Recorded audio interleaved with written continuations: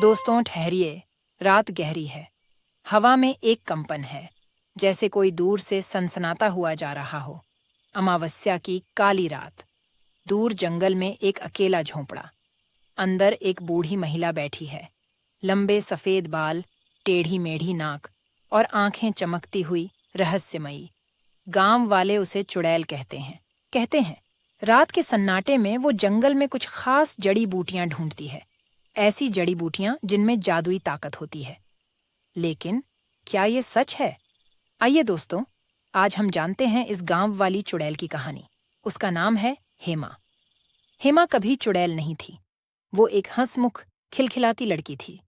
गांव के सबसे अच्छे वैद्य की बेटी। उसके पिता जंगल से दुर्लभ जड़ी बूटियां लाते थे और उनसे गांव वालों का इलाज करते थे। एक दिन जंगल में डाकुओं का हमला हुआ। उसमें हेमा के पिता बच नहीं पाए। अकेली हेमा पर दुखों का पहाड़ टूट पड़ा। गांव वालों ने मदद तो की, लेकिन धीरे धीरे दूरियां बढ़ती गईं।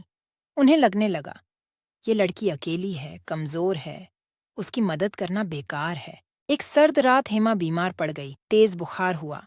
गांव में कोई वैद्य नहीं था, मदद के लिए कोई आगे नहीं आया। अकेली, लाचार हेमा तड़पती रही। तभी जंगल से एक रोशनी आई। एक साधु धीरे धीरे झोंपड़े के पास आ रहा था।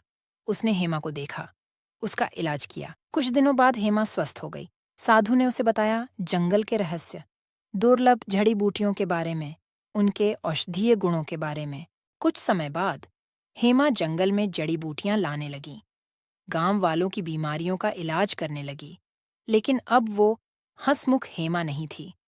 उसकी आंखों में एक अलग चमक थी। गांव वालों को लगा, ये साधु ने कोई जादू कर दिया है। वो उसे चुड़ैल समझने लगे। हेमा ने सफाई देने की कोशिश की, लेकिन किसी ने नहीं माना। धीरे धीरे हेमा गांव से दूर झोंपड़े में रहने लगी। जंगल उसका नया घर बन गया। वो जड़ी बूटियों पर अपने ज्ञान को बढ़ाती रही, लोगों की मदद करती रही, भले ही वो उसे चुड़ैल समझते थे। एक शाम गांव का मुखिया बीमार पड़ गया। बहुत इलाज किया गया, परंतु कोई इलाज काम नहीं कर रहा था। लाचार होकर गांव वाले हेमा के झोंपड़े के पास गए। हिचकिचाहट के साथ उन्होंने मदद मांगी। हेमा ने उनकी मदद की। जंगल से एक दुर्लभ जड़ी बूटी लाई और उससे मुखिया का इलाज किया। कुछ ही दिनों में मुखिया स्वस्थ हो गया। गांव वालों को अपनी गलती का एहसास हुआ। उन्होंने हेमा से माफी मांगी। हेमा ने माफी स्वीकार कर ली, लेकिन अब वो गांव वापस नहीं आना चाहती थी। वो मुस्कुराई और बोली, जंगल मेरा घर है, ये जड़ी बूटियां मेरा परिवार। गांव वाले समझ गए, हेमा खुश थी जंगल में। कुछ साल बाद गांव में एक नया संकट आया। एक अज्ञात बीमारी फैल रही थी। कई लोग बीमार पड़ गए। दवाइयां काम नहीं कर रही थीं। गांव वाले घबरा गए। फिर उन्हें याद आया हेमा की बातें, उसकी जड़ी बूटियों का इलाज। आखिरकार वो हेमा के झोंपड़े पर पहुंचे। इस बार बिना किसी हिचकिचाहट के उन्होंने मदद मांगी। हेमा ने गांव वालों की फरियाद सुनी। हेमा गहरे जंगल में जाकर एक दुर्लभ फूल ढूंढकर लाई। उस फूल से उसने दवा बनाई और पूरे गांव में बांटी। धीरे धीरे बीमारी कम होने लगी। कुछ ही हफ्तों में गांव वाले स्वस्थ हो गए।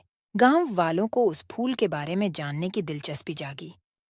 वो जानना चाहते थे आखिर वो कौन सा फूल था जिसने उन्हें बचा लिया। लेकिन हेमा ने जवाब नहीं दिया। वो बस मुस्कुराई और बोली, जंगल के राज जंगल में ही रहते हैं। दोस्तों, इस कहानी से हमें ये सीख मिलती है कि दिखने में जो डरावना लगता है, वो हमेशा बुरा नहीं होता। कभी कभी गुमराह अफवाहें हमें सच्चाई से दूर कर देती हैं। इसलिए जरूरी है कि हम किसी के बारे में राय बनाने से पहले उसे समझने की कोशिश करें।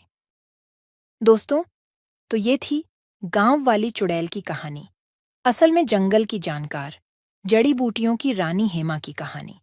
दोस्तों, हम देखते हैं कि आप हमारे वीडियो तो देखते हैं, परंतु आप लोग हमारे चैनल को सब्सक्राइब नहीं करते हैं। दोस्तों, अगर आप ऐसी ही दिलचस्प कहानियां सुनना चाहते हैं, तो हमारा चैनल सब्सक्राइब कर लीजिएगा। धन्यवाद।